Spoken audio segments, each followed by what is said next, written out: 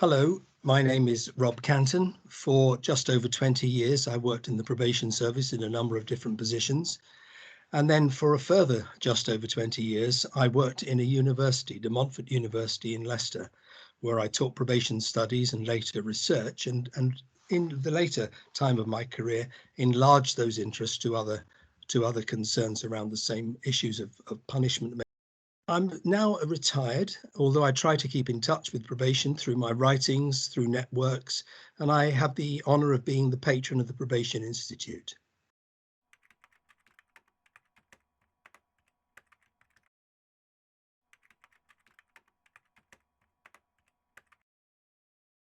From around about 2000, I was given the opportunity to work in other countries with practitioners and senior managers and sometimes government ministers, mostly in the transitional democracies of Eastern Europe.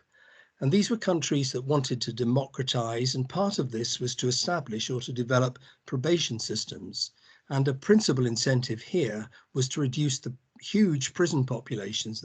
But of course, it immediately will strike you that there's not much evidence to suggest that probation can do much to reduce prison populations. It can do a bit, but not much. So what were we offering?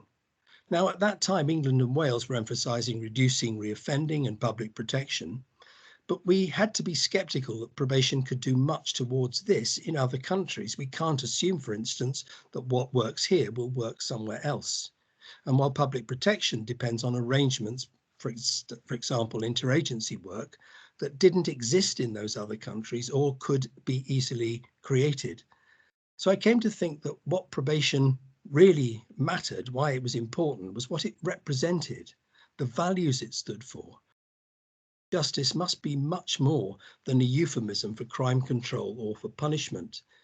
The institutions of criminal justice are authoritative institutions, and they're part of what make us the type of society that we are. So if probation speaks for society, it must be careful about what it has to say on our behalf. And justice, as I've said, is not just about punishment, but includes some of these principles. Everyone is more than the worst thing they ever did. Punishment must have an ending. Others must allow people to change. Desistance is achieved by encouragement and having fair opportunities, and not by exclusion and threat. And finally, that we all have duties to those among us who committed crimes, not just claims against them. And this is something that probation should represent.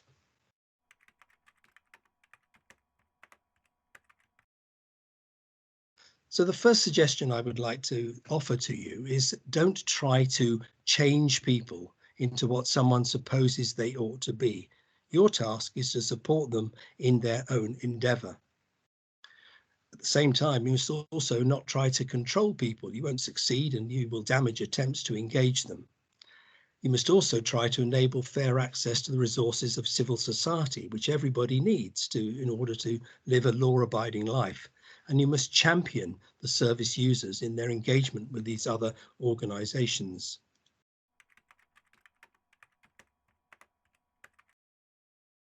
Now, my second suggestion is to cultivate your emotional literacy, by which I understand an awareness of the feelings of other people and of yourself, and of the effects that these have on each other in any human exchange or relationship.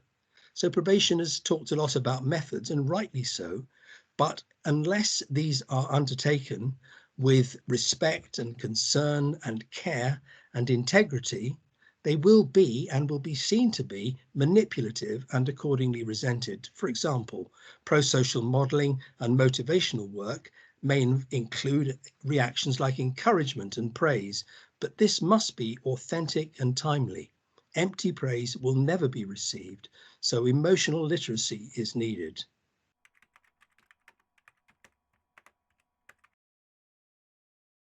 And my third suggestion is to put it to you that something that I think we all know from all our life experiences, and that is to get the best out of people, you must treat them well, with respect and patience and kindness, and an unwavering regard for their interests, even when, in fact, especially when, their interests may have to give way to the rights and interests of other people. And my last point is to remember that to check about how people feel about this and to heed and try to hear the user voice. Your good intentions are a great start, but they're no guarantee that this is how your interventions are going to be received. Thank you so much for listening to me.